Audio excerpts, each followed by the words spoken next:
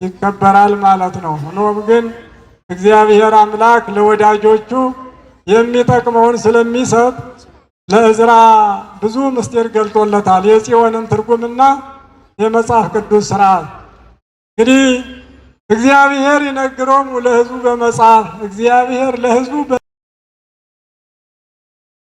ደራሲው እግዚአብሔር ነው። መጽሐፍ እግዚአብሔር ይባላል። ድርሳነ ዑራኤል፣ ገድለ ተክለሃይማኖት፣ ገድለ ጊዮርጊስ እንደማለት መጽሐፈ እግዚአብሔር የእግዚአብሔር መጽሐፍ ይባላል። ኢሳይያስ 36 ቁጥር 16 ላይ ሁሉንም ከእግዚአብሔር መጽሐፍ ታገኛለህና አፌ ይህን አዟል ይላል። ስለዚህ መጽሐፍ ቅዱስ የእግዚአብሔር መጽሐፍ ተብሎ ደራሲው እግዚአብሔር፣ ጸሐፊዎች ግን 40 ያህል ነቢያት በሐዲስ ኪዳን 8 ያህል ሐዋርያት ጽፈውታል። ሆኖም ግን ትልቁ መጽሐፍ እግዚአብሔር ለእኛ ምስጢሩን የሚነግርበት ነቢያትን ጻፍ ብሎ ያስጻፈው ማንም የራሱን ግል ሐሳብ ሊጨምርበት ሊቀንስበት የማይችል ዘጸአት 17 ቁጥር 4 ላይ ሙሴ ሆይ የአማሌቅን ዝክር ከሰማይ በታች ደመስሳለሁና ይህን በመጽሐፍ ጻፍ አለው ይላል። እግዚአብሔር ለሙሴ ጻፍ ብሎ ካዘዘ 5ቱ መጻሕፍትን የጻፈው በእግዚአብሔር ትእዛዝ ነው ማለት ነው። ኢሳይያስ 30 ቁጥር 8 የሆነው ኢሳይያስ ሰሌዳን ውሰድ በሰሌዳው ላይም ይህን ቃል ጻፍ አለው ይላል። ኤርምያስ 30 ቁጥር 2 ይህን አይነት እናገኛለን። 36:6 የደረሰውን ቃል እንኳ ኢዮአቄም የተባለ ክፉ ንጉሥ በእሳት ቢያቃጥለው ባሮክ ና የእግዚአብሔርን ቃል ጻፍ፣ እንደዚሁ አሁንም በጾም ቀን ለሕዝቡ ጆሮ አንብብላቸው አለ ይላል። ስለዚህ ኢዮአቄም ቢያቃጥልም የእግዚአብሔር ቃል አይቃጠልም፣ እንደገና ይጻፋል። እኔ ብታሰር የእግዚአብሔር ቃል አይታሰርም አለ ሐዋርያ ጳውሎስ።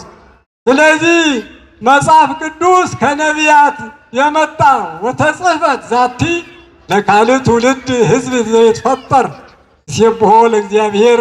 እች ትእዛዝ ለሚመጣ ትውልድ ተጻፈች። ሕዝብ ዘይትወለድ ሕዝብ ዘይትፈጠር ይሴብሖ ለእግዚአብሔር። ገና የሚፈጠር ትውልድ እግዚአብሔርን ያመሰግናል። መጽሐፍ ቅዱስን አይቶ አንብቦ እግዚአብሔርን ያውቃል ነው። እግዚአብሔርን መጽሐፍ ቅዱስ ካላነበበ አያውቅም። መጽሐፍ ቅዱስ ማለት የህሊና እረፍት፣ የሰውን ዳርቻ ከየት ተነስቶ ከየት እንደሚያርፍ የሚያሳውቅ ማለት ነው። መጀመሪያ ሲጀምር ምን ነው የሚለው? በቀዳሚ ገብረ እግዚአብሔር ሰማየ ወምድረ። እግዚአብሔር ሰማይና ምድርን በመጀመሪያ ፈጠረ። እግዚአብሔር ደራሲ ወይም ጸሐፊ ነው ማለት ከጸሐፊ ጋር ይመሰላል። ጸሐፊ መጀመሪያ መጽሐፉን ሲጽፍ በመቅድም ይጀምራል። እግዚአብሔርም በቀዳሚ ብሎ በመቅድም ጀመረ። ሰማይና ምድር ብራና ናቸው። አቃ አዘጋጀ፣ ጠረዘ። ከዚያ በኋላ በብራና ሰማይ ላይ መላእክትን፣ ፀሐይ፣ ጨረቃ፣ ከዋክብትን፣ አዕዋፋትን ሁሉ ጻፈ። በምድር ገጽታ ላይ ደቂቀ አዳምን፣ እንስሳት፣ አራዊትን፣ እጽዋት፣ አይባንን ጻፈ። እንደዚሁ ፊደላት፣ እያንዳንዱ ቅርጽ፣ እያንዳንዱ ገጽ፣ እያንዳንዱ ድምፅ ልዩ ልዩ እንደሆነ የእግዚአብሔርን ፍጥረት በሰማይም በምድርም ያለው ልዩ ልዩ ቅርጽ አለው፣ ልዩ ልዩ መልክ አለው።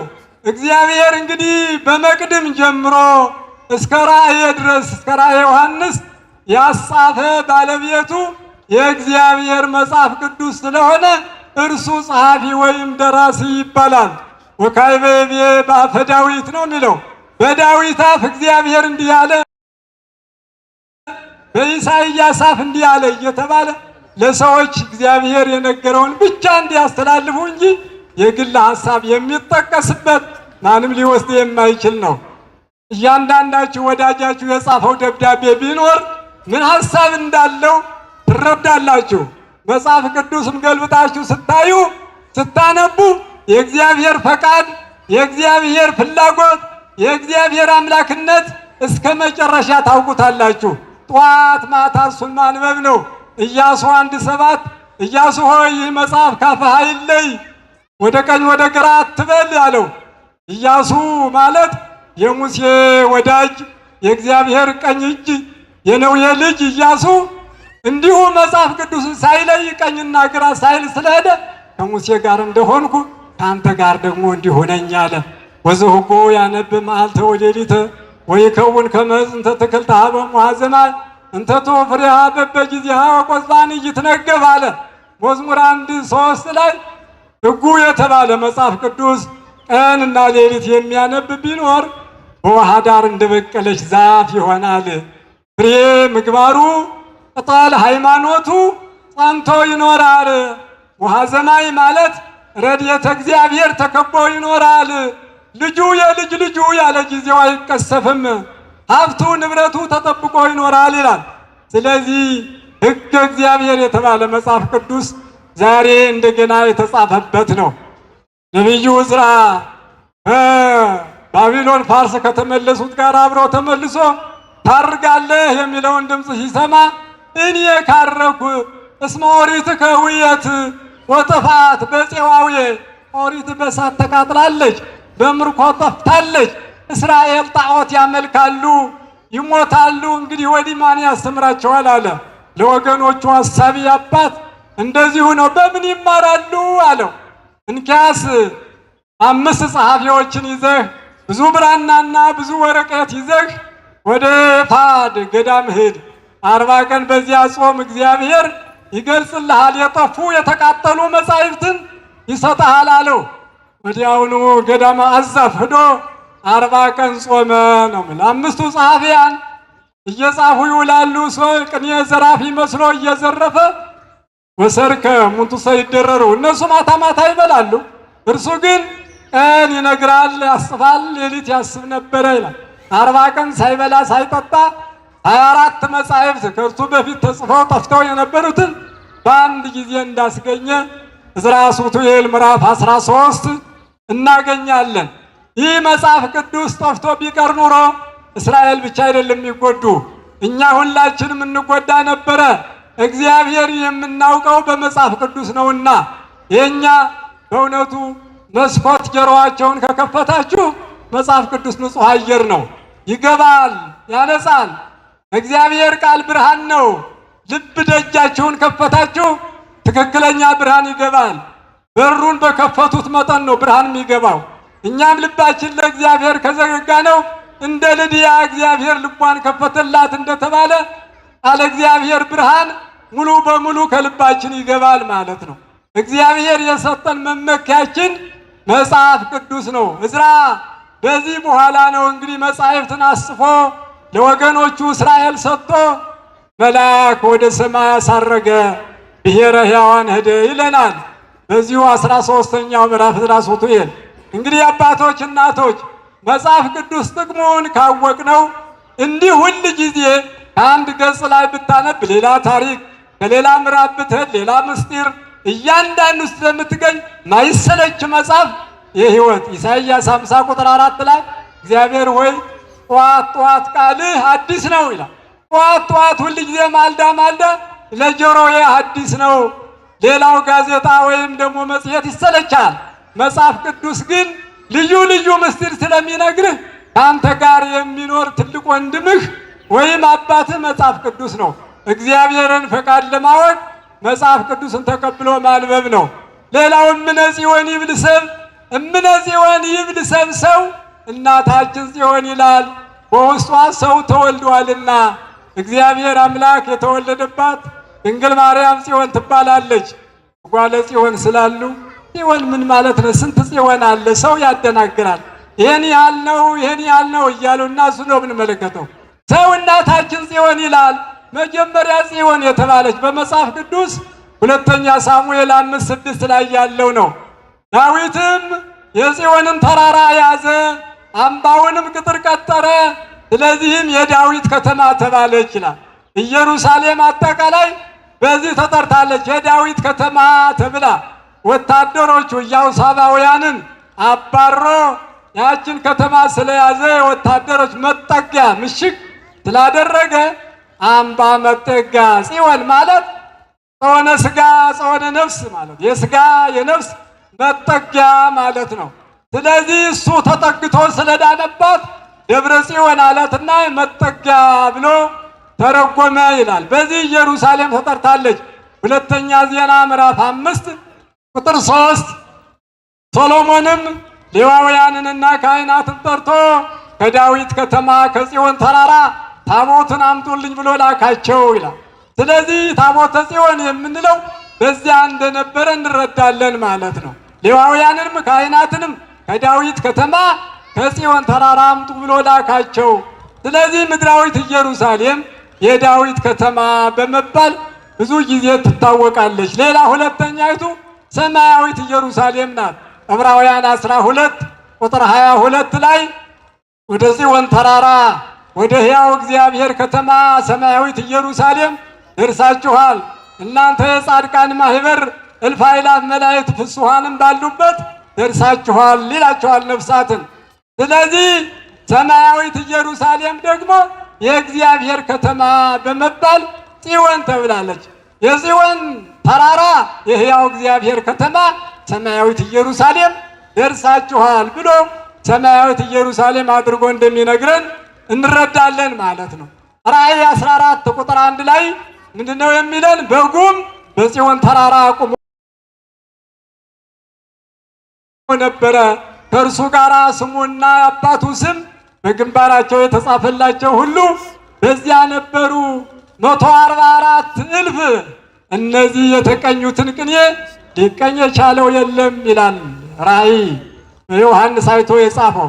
በጽዮን ተራራ በጉ ቆሞ ነበረ የተባለ በዚያ ሰማያዊት ኢየሩሳሌም እንደሆነ እንረዳለን። ሶስተኛ ጽዮን የምትባለው ሕዝበ እስራኤል ናት። አጠቃላይ ሕዝቡ ኢሳይያስ 51 ቁጥር 16 ላይ ጽዮን ሆይ አንቺ ሕዝቤ ነሽ ይላታል።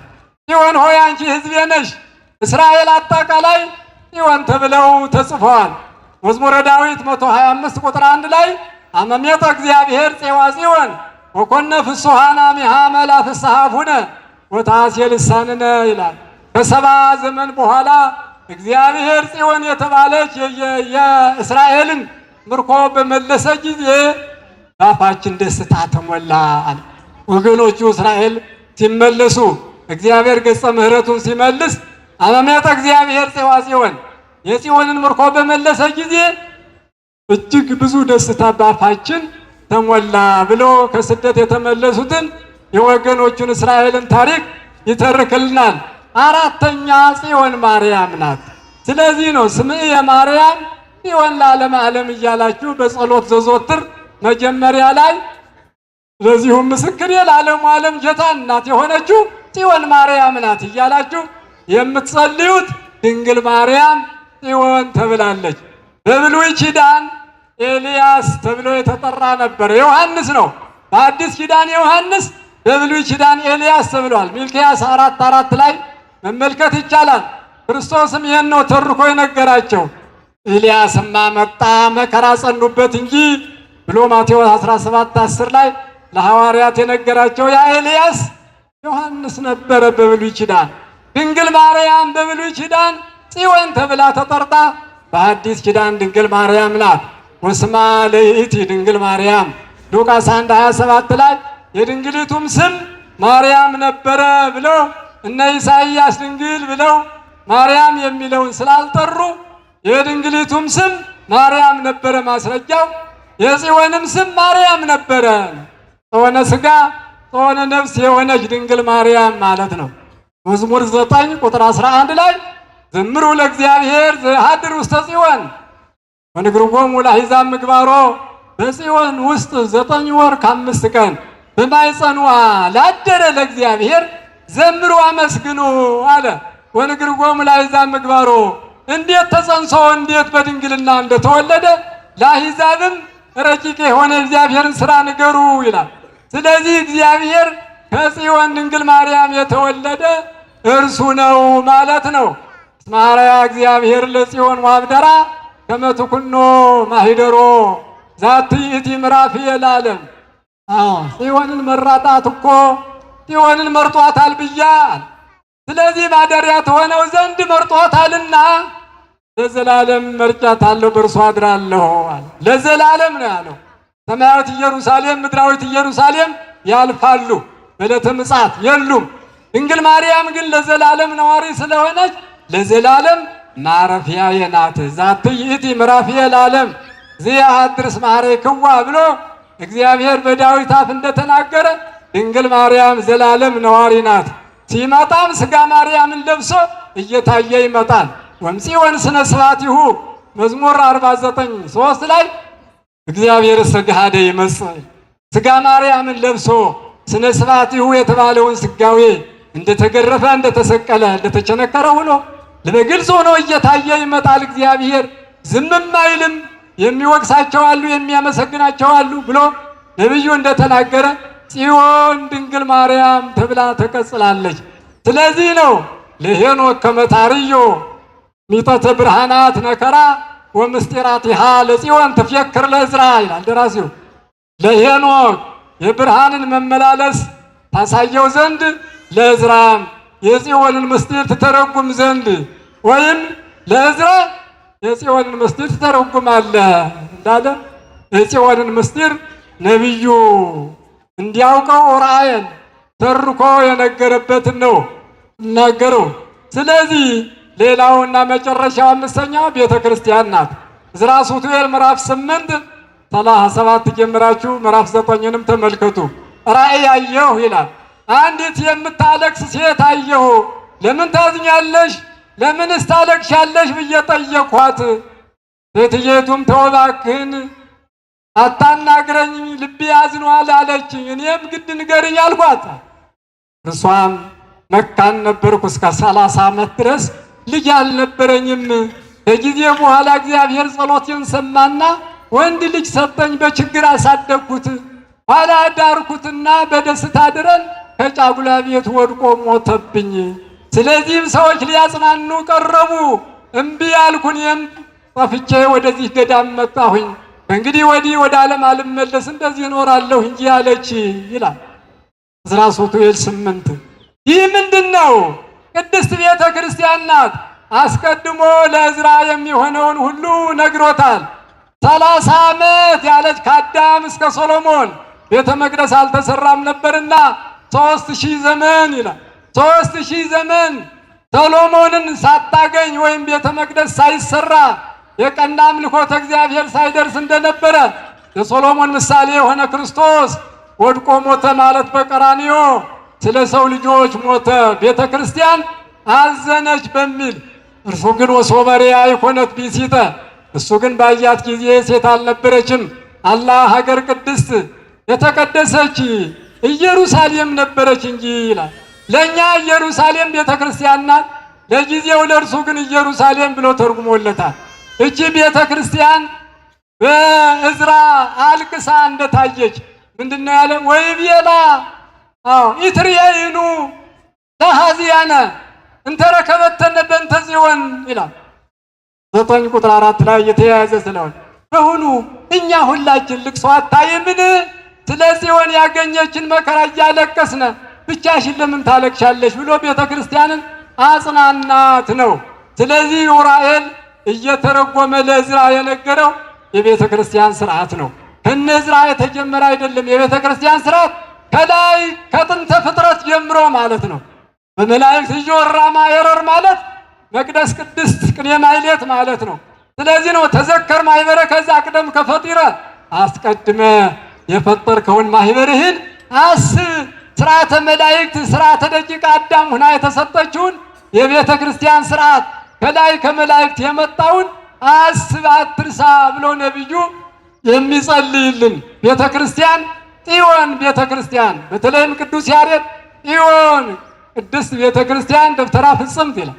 የተፈጸመች ደብተራ ጽዮን ቤተ ክርስቲያን መጠጊያ ናት ብሎ ይቀጽልላታል። እክትዋ ለጽዮን ወህቀፍዋ ወተናገሩ በውስተ ማይፈዲሃ ጽዮንን ክበቧት። አሁን ከባችኋታል። እናታችሁ ጽዮን ቤተ ክርስቲያንን እቀፏት።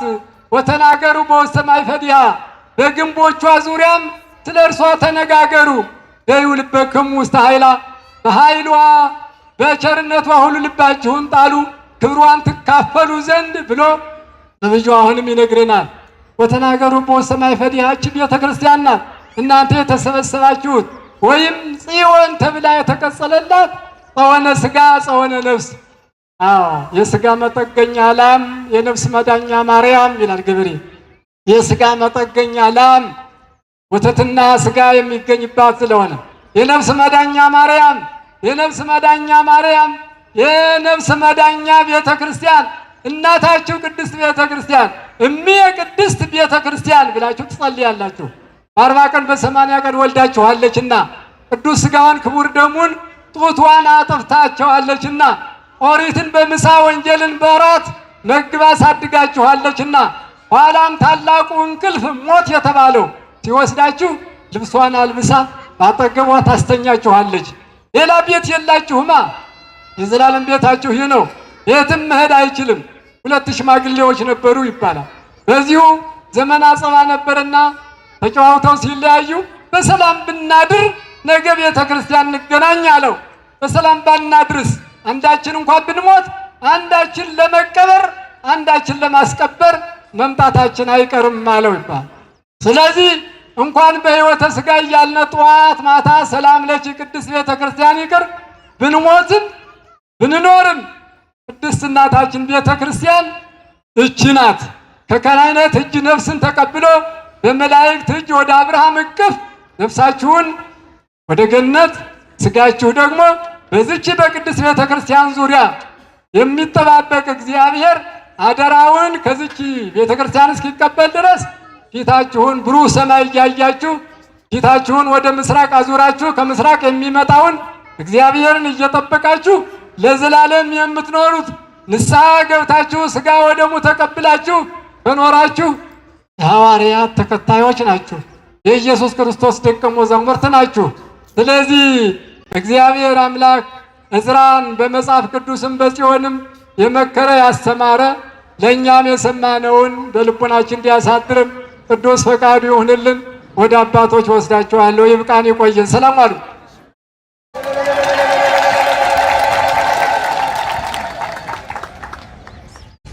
ለየኔታ አፈወርቅ በእውነት ቃለ ሕይወትን ያሰማልን፣ ቃለ ሕይወትን ያሰማልን፣ እድሜና ጤና ይስጥልን እግዚአብሔር። በእውነት የኔታ አፈወርቅ እንደምታውቋቸው ዛሬ በዚህ ዕውቀት በጠፋበት ሰው በሰነፈበት ዘመን የቀደሙትን አባቶች ተክተው የቀለም ቀንድ ናቸውና ክቡር አባታችን የኔታ አፈወርቅ መጋቤ ምስጢር ቃለ ሕይወትን ያሰማቸው፣ በእድሜ በጤና ይጠብቃቸው። አመስግኗቸው በእውነት።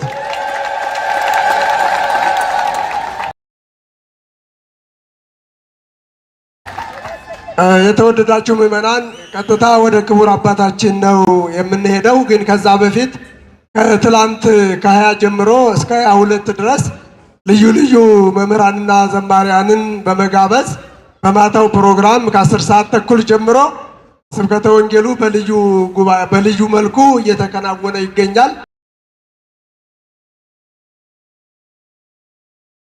በሰዓቱ ተገኝታችሁ እንድትማሩ ሃይማኖታችሁን የቤተ ክርስቲያንን ታሪክ ዛሬ እንግዲህ የቤተ ክርስቲያን ታሪክ ነው አሁን ያጠና ነውና ቤተ ክርስቲያን ከዚህ ውጭ ታሪክ የላትምና መጣችሁ እንድትማሩ እናሳስባለን። ቀጥታ ወደ ክቡር አባታችን ወደ ጠባቂያችን ወደ ክቡር ሊቀ ስልጣናት ቆሞስ አባ ኪሮስ ጸጋዬ ወደ ቤተ ክርስቲያናችን ዋና አስተዳዳሪ ይወስዳችኋለን። በስመ አብ ወወልድ ወመንፈስ ቅዱስ አሐዱ አምላክ አሜን። ክቡር ሊቀ ሊቃውንት አባታችን አባ ወልደ ማርቆስ፣ ክቡር ሊቀ ስዩማን ጓለ ጽዮን ሀብቴ የደብራችን ዋና ጸሐፊ፣ ክቡር መጋቤ አእላፍ ኤፍሬም በየነ በኢትዮጵያ ኦርቶዶክስ ተዋሕዶ ቤተክርስቲያን በመንበረ ፓትርያርክ ጠቅላይ ቤተ ክህነት የመጽሔትና የዝግጅት ክፍል ኃላፊ፣ ሊቃውንተ ቤተ ክርስቲያን፣ አይንተ እግዚአብሔር ካህናት፣ ወንድሞች ዲያቆናት፣ የመርሐ ብርሃናት ሰንበት ትምህርት ቤት ወጣት መዘምራን፣ ምዕመናን፣ ምዕመናት፣ ወጣቶች፣ ሕፃናት ሁላችሁ በየደረጃችሁ እንደምን አደራችሁ? እንደምን አደራችሁ? እንደምን አረፈዳችሁ? እንደምን ቆያችሁ? ለገናናው መልአክ ለቅዱስ ዑራኤል ዓመታዊ በዓል እንኳን አደረሰን አደረሳችሁ። እግዚአብሔርን አመስግኑ። ከብዙ ነገር ጠብቆ ከብዙ ነገር ሰውሮ እድሜያችን ላይ ሰዓት ጨምሮ ከርሞ የዛሬ ዓመት በዚህ አውደ ምሕረት ስለተስለን ለከርሞ አድርሰን ብለን ልጅ የሌለን የሌላችሁ ልጅ ተስላችሁ ልጅ አዝላችሁ በአልጋ ቁራኛ በደዌ ዳኛ የተያዛችሁ በሕመማችሁ ተፈውሳችሁ ጸበሉን ጠጣችሁ እምነቱን ተቀብታችሁ ከልዩ ልዩ መከራና ፈተና ጠብቋችሁ ለአውደ ምሕረቱ ለደጀ ሰላሙ አብቆታችኋልና እንኳን ደስ ያላችሁ።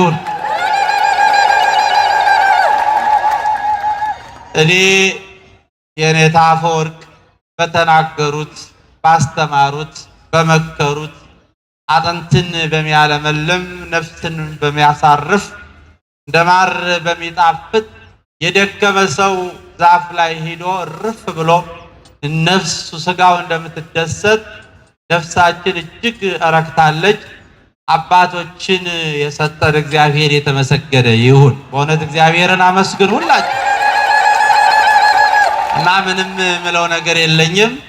እንደሚታወቀው በዓላችን ዛሬም ታላቅ በዓል ነው። የእመቤታችንም የቅዱስ ዑራኤል ነው። ነገም እንደዚሁ አገልግሎቱ ከትላንትና ጀምሮ ሊቃውንቱ በዋዜማ እጅግ በሚያስደስት አገልግሎት ዋሉ። ቅዳሴው ዋለ፣ ዝማሬው፣ ትምህርቱ፣ ወንጌሉ አደረ። ማህሌቱ ከሁለት ሰዓት ጀምሮ አደረ። ቅዳሴው አለ። አሁንም እንግዲህ ሊቃውንቱ እንዳያችሁት ነው። የሰንበት ትምህርት ቤት መዘምራንም በአጫብር ቁሜ ዝማሜና ጣዕመ ዜማ በደንብ አድርገው አመስግነዋል። ሁሉንም እግዚአብሔርን አመስግኑልን። የአገልግሎት ዘመናቸውን እጅግ በሚያስደስት አገልግሎቱ እንደቀጠለ ነው። ሁሉንም አመስግኑልን የእግዚአብሔር ቤተሰቦች። ስለዚህ ዛሬም እንዲሁ እንደታወቀው ማታ ማህሌቱ እንዲሁም ዝማሬው ወንጌሉ የወንጌል ድግስ ተዘጋጅቷል። ዝማሬው ተዘጋጅቷል።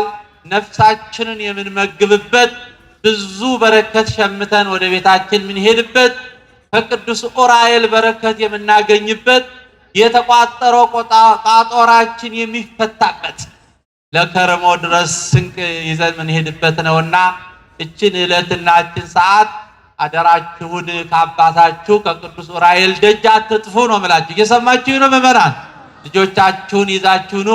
በዚህ በወንጌል ድግስ ተቋደሱ፣ ቀለሙን ስሙ። ነገም እንግዲህ የቅዱስ ዑራኤል የቃል ኪዳኑ ታቦት ይወጣል፣ ይባርከናል። ሁላችንም በዓሉ ነገም ነውና እንኳን አደረሳችሁ አደረሰን እልል ብላችሁ አመስግኑን።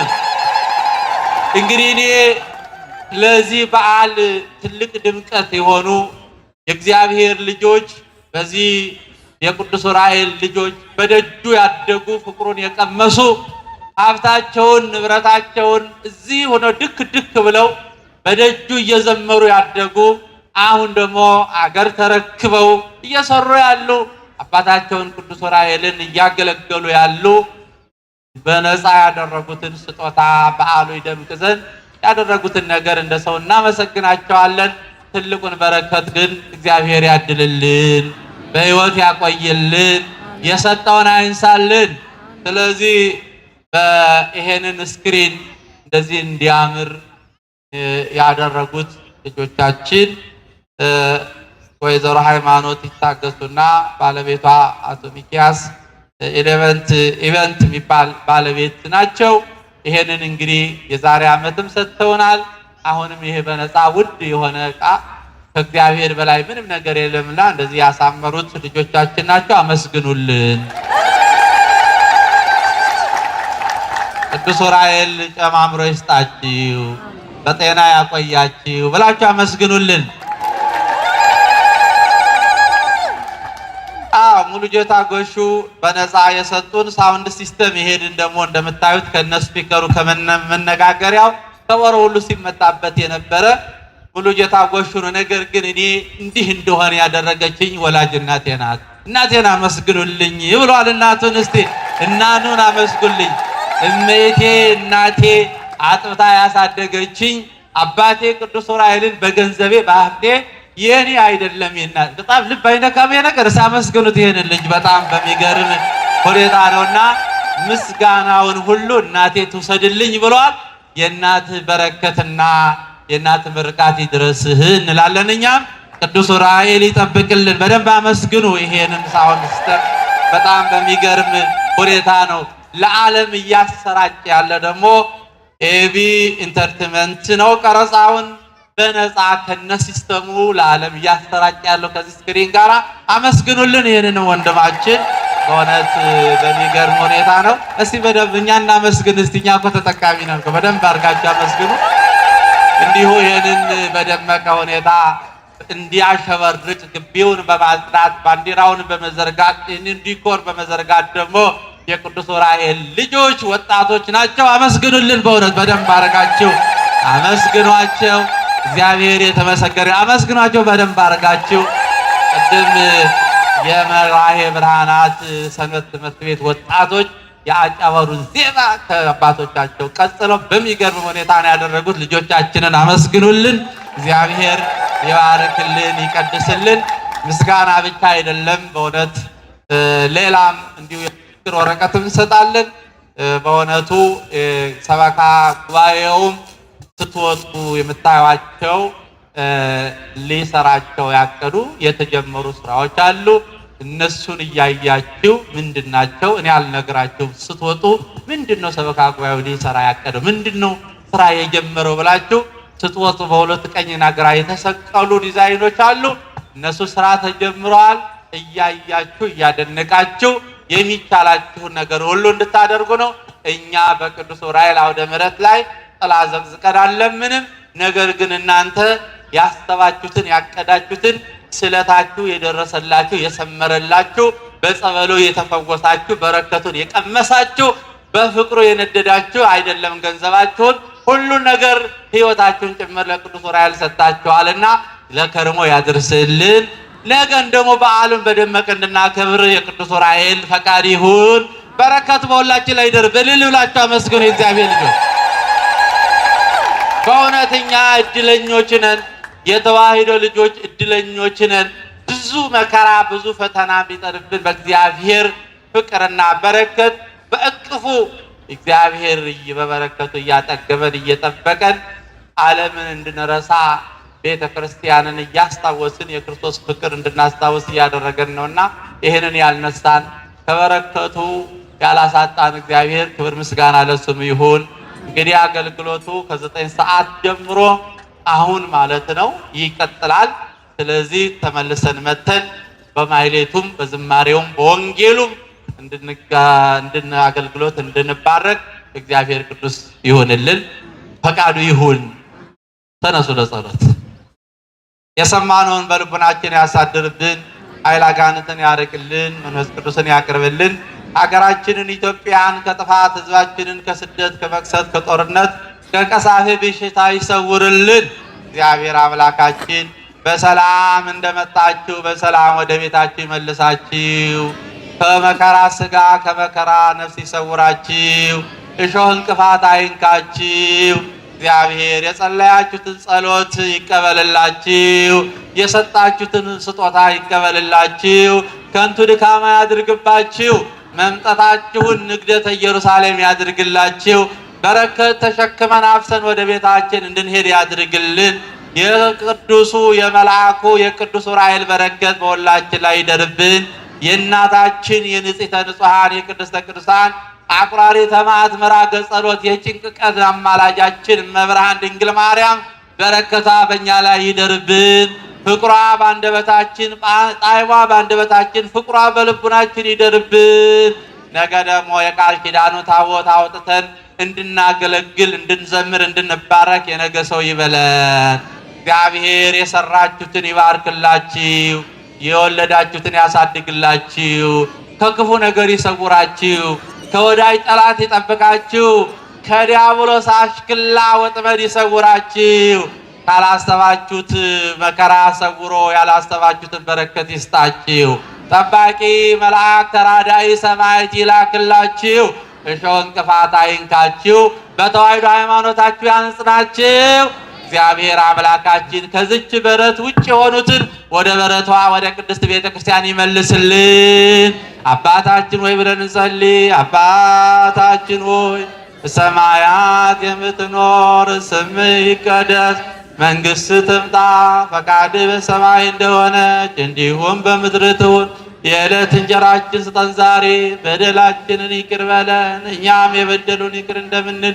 አቤቱ ወደ ፈተና አታግባን ከክፉ ሁሉ አድነን እንጂ መንግሥት ያንተ ናትና፣ ኃይል፣ ክብር፣ ምስጋና ለዘላለሙ አሜን። እመቤታችን ቅድስት ድንግል ማርያም ሆይ በመልአኩ በቅዱስ ገብርኤል ሰላምታ ሰላም እንልሻለን። በሐሳብሽ ድንግል ነሽ፣ በሥጋሽም ድንግል ነሽ። የአሸናፊ እግዚአብሔር እናት ሆይ ሰላምታ ላንቺ ይገባሻል። ከሴቶች ሁሉ ተለይተሽ አንቺ የተባረክሽ ነሽ፣ የማኅፀንሽ ፍሬ የተባረከ ነው። ጸጋን የተመላሽ ክብርት ሆይ ደስ ይበልሽ፣ ልዑል እግዚአብሔር ከአንቺ ጋር ነውና ከተወደደው ልጅሽ ከጌታችን ከመድኃኒታችን ከኢየሱስ ክርስቶስ ዘንድ ይቅርታንና ምሕረትን ለምኝልን ኃጢአታችንን ያስተሰርይልን ዘንድ ለዘላለሙ አሜን። የፍቅር ባለቤት የሰላም አለቃ ሰላማዊ ኢየሱስ ክርስቶስ ሆይ ሰላምህን ስጠን፣ ሰላምህን ማጽናልን። ኃጢአታችንን ይቅር በለን በሰላም በፍቅር በአንድነት ወደ ቤታችን ሄደን ገባ ዘንድ የበቃን አድርገን።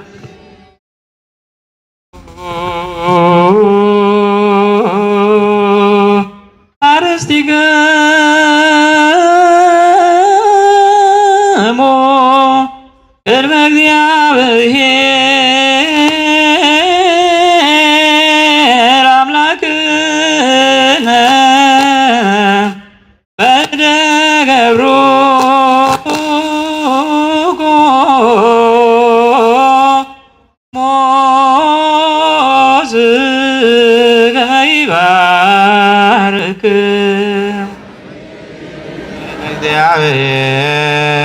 እግዚአብሔር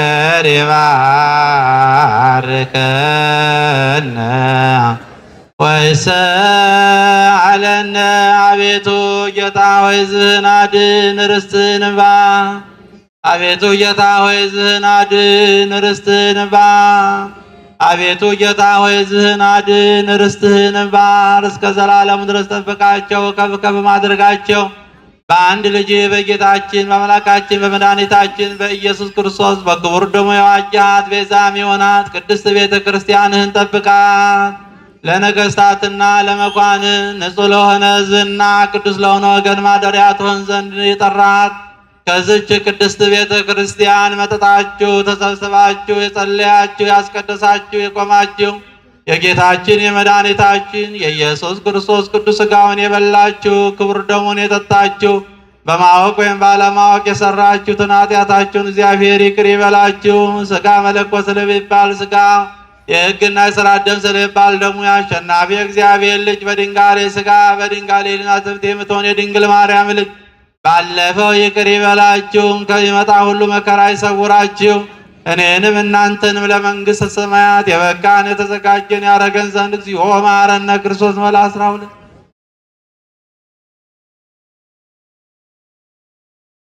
በዛ ለበስሬት ወበዘ ይመጽእ ቅበት ከማሁ በእንተ እግዝእትነ ማርያም መሐረነ ክርስቶስ መላ 12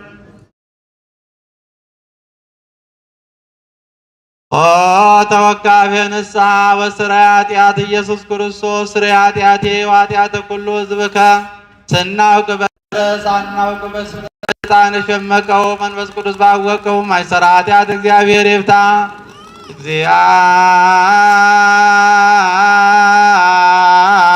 እግዚአብሔር ያሎ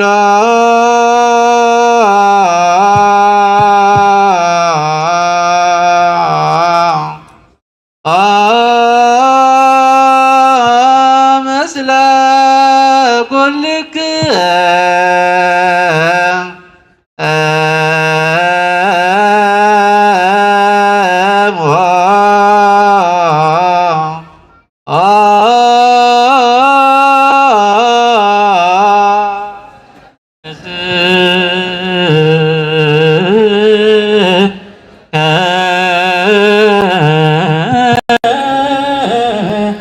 አሜን።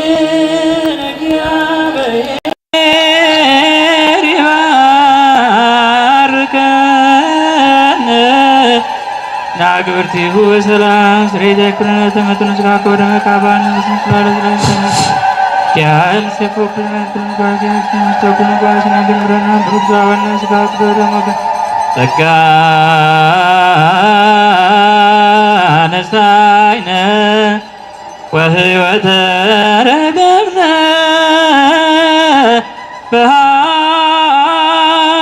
በኃይለ መስቀሉ ለኢየሱስ ክርስቶስ ኪያከ እግዚኦ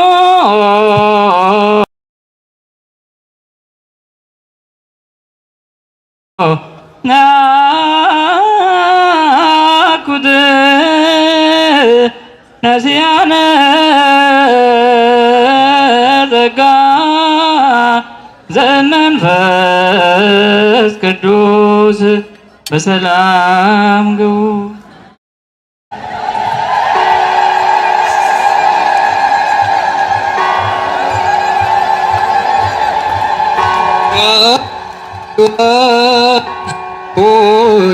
የተወደዳችሁ ምዕመናን ይህን ሁሉ ክብር ያደለን እግዚአብሔር የተመሰገነ ይሁን። የቅዱስ ዑራኤል